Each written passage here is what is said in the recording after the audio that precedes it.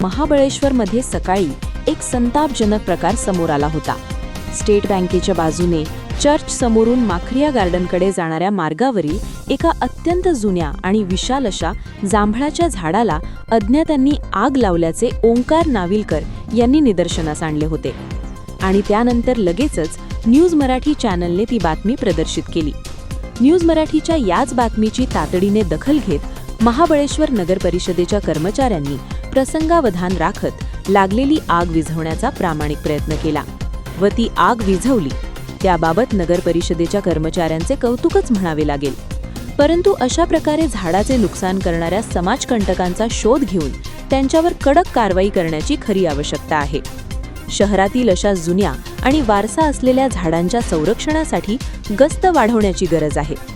खरं तर महाबळेश्वरची खरी ओळख इथल्या हिरवळीमुळे आहे। जर आपल्या डोळ्यांसमोर अशी निसर्ग संपत्ती जळून खाक होत असेल तर नागरिक म्हणून आपणही आपली जबाबदारी ओळखून अशा घटनांची तक्रार वेळीच करणे गरजेचे आहे। Bureau report, news Marathi, Mahabaleshwar.